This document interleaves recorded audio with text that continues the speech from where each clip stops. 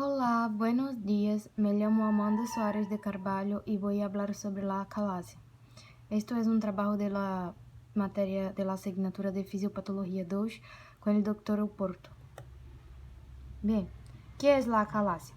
La acalasia esofágica es un trastorno motor em que o esfíncter esofágico inferior deixa de relaxar-se adequadamente. Como resultado, ela é produzida por uma obstrução funcional, é decir, uma obstrução por função anormal em ausência de uma massa ou lesão visível, que se manifesta como disfaria, que é a incapacidade para tragar, regurgitação e dolor em el pecho. É uma enfermidade progressiva em la que se desarrolla uma distorção radiográfica severa do esôfago. Bem, suas causas, sua etiologia. A causa subyacente da acalasia esofágica, que ocorre com uma incidência de 0,5 a 1,0 por 100 mil indivíduos por ano, é desconhecida. Há uma degeneração do plexo mientérico e também há uma perda de neuronas inibidoras que liberam o VIP e o óxido nítrico, os quais vão dilatar o esfíncter esofágico inferior e assim se pode surgir a causa de degeneração neurológica, idiopática ou infecciosa. Bem, também podemos ter uma acalasia secundária, que é quando pode ocorrer uma enfermidade de Chagas, um adenocarcinoma del Cardias, que se chama também de pseudoacalasia, uma pseudoobstrução intestinal ou intervenção quirúrgica. Sua epidemiologia. A epidemiologia da acalasia não ha sido muito estudada. A prevalência em Europa é de alrededor de 10 casos por 100 mil habitantes, com uma incidência de um novo caso por cada 100 mil habitantes por ano. A maior incidência é entre 30 e 60 anos e não há diferenças segundo o sexo. Bem, a patologia. A acalasia é um transtorno de mobilidade esofágica caracterizado por la ausência do peristaltismo esofágico e la deficiência de la relaxação do esfíncter esofágico inferior. Estas anomalias se produzem por alteração da inervação inibitória do músculo liso esofágico e do esfíncter esofágico inferior. A acalasia pode ser autoimune, secundária à infecção viral ou neurodegenerativa. Bem, em la acalasia está aún mais contraído e não se relaxa de modo apropriado em resposta à la deglução por la perda parcial de neuronas em la parede do esôfago. O tono do esfíncter esofágico inferior é caracterizado por uma contração tônica, com uma relaxação intermitente que é produzida por um arco reflexo neural. Bem, su patogenia. A contracção e relaxação do esfíncter esofágico inferior estão reguladas por neurotransmissores. Estes neurotransmissores podem ser tanto excitatórios como inibitórios. Os excitatórios seriam a acetilcolina e a substância P, e os inibitórios seriam o óxido nítrico e o VIP, que é o péptido intestinal vasoactivo. Assim, a acalasia pode considerar-se um transtorno ocasionado por vias inibidoras defectuosas do sistema nervoso entérico. Bem, sua fisiopatologia. Em la acalasia, vamos ver que se afeta a inervação inibitória do músculo liso esofágico e do esfíncter inferior. Um processo inflamatório vai produzir uma degeneração das células ganglionares do plexo mientérico, do corpo esofágico e do esfíncter esofágico inferior e se perdem assim os neurotransmissores inibitórios, o óxido nítrico e o polipéptido intestinal vasoativo. Se dá uma reação inflamatória que se associa com uma infiltração das células T, que leva à destruição lenta das células ganglionares. Sua contração permanente do esfíncter esofágico inferior ocasiona uma ausência da peristalse esofágica. Bem, aqui temos uma imagem onde se pode ver, mirar o que ocorre propriamente em la acalasia. Bem, la acalasia, como toda enfermidade, possui seus sintomas, suas manifestações clínicas. Seus sintomas os mais comuns é a disfagia, a regurgitação, dolor torácico, a pirose e a perda de peso. A disfagia se dá em 98% dos casos. Sua característica é que se dá tanto para sólidos, para a ingestão de sólidos, quanto para a ingestão de líquidos. A regurgitação se dá em 78% dos casos, normalmente se dá durante o sonho e se ocorre risco de complicações pulmonares por la regurgitação.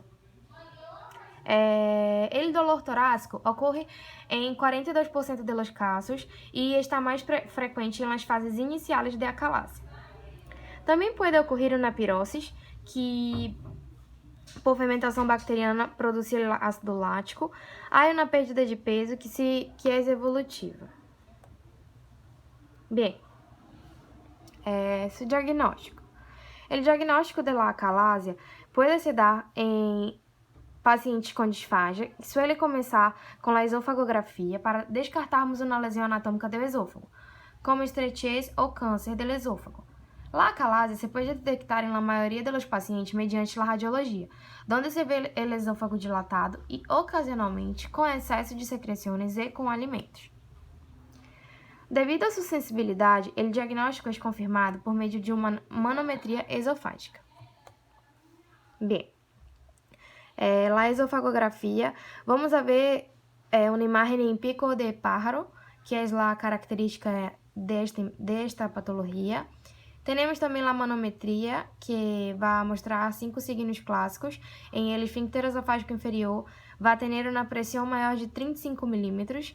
O esfíncter não se relaxa ao deglutir. Seu corpo esofágico vai ter uma pressão por cima da linha basal. Vai ter uma aperistalsis e ondas de escassa amplitude. Bem, a endoscopia. A endoscopia nos serve para descartar a pseudoacalásia, que é uma causa de acalásia secundária. A avaliação das mucosas para descartar a presença de Candida albicans também, por la endoscopia. Acá temos uma imagem que se pode mirar.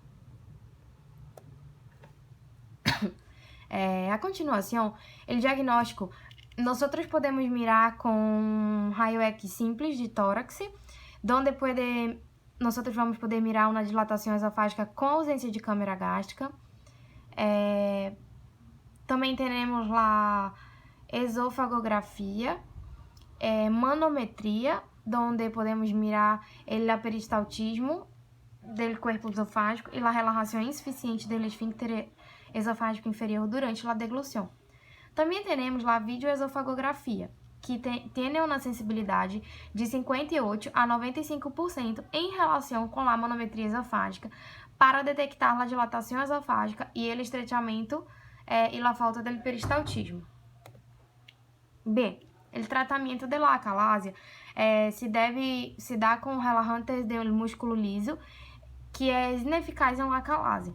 Outras opções terapêuticas mais duradouras são o debilitamento ou a ablação do esfíncter esofágico inferior, que pode ser endoscópica, por meio de toxina botulínica, dilatação com balão pneumático, etc., quirúrgica, por meio de laparoscopia, toracoscopia, miotomia abdominal a cielo aberto.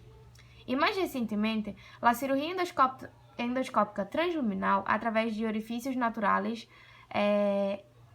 também se usa. O tratamento farmacológico se dá com nitratos e bloqueantes dos canais de cálcio. Estes medicamentos reduzem a pressão do esfíncter esofágico inferior e aliviam a disfagia, com escasso ou nenhum efeito sobre a relaxação do esfíncter esofágico inferior ou o peristaltismo esofágico. Os bloqueantes dos canais de cálcio têm efeito máximo de 20 a 45 minutos depois de seu toma, com duração do efeito de 30 a 120 minutos. O efeito máximo dos nitratos é de 3 a 27 minutos depois de seu toma, com duração do efeito de 30 a 90 minutos. Bem, dos tratamentos pode ser a aplicação da injeção da toxina botulínica por via endoscópica. A toxina botulínica nada mais é que o Botox, que é um potente inibidor da liberação de acetilcolina, e sua injeção em el esfíncter esofágico inferior deveria mitigar a estimulação colinérgica e descender a pressão do esfíncter. A facilidade de administração da toxina botulínica e os efeitos adversos infrequentes e habitualmente leves fazem que esse tratamento seja atrativo, pero a duração limitada de sua eficácia lo releva para seu emprego em pacientes frágeis e ancianos. Também se passa que podemos hacer una dilatación neumática. Que é esto? É um procedimento radioscópico que se leva a cabo com um balão de alto calibre lleno de aire para el desgarro de las fibras musculares del esfíncter esofágico inferior. Esta técnica é de bajo custo e eficaz. Aunque preocupa su durabilidade, as complicações desta técnica são raras, a perfuração se produz ao redor de 2% de los procedimentos. E agora veremos o último, que é a miotomia de Helle, que é hecha por via laparoscópica e eficaz a largo prazo e tem um menor risco de perfuração.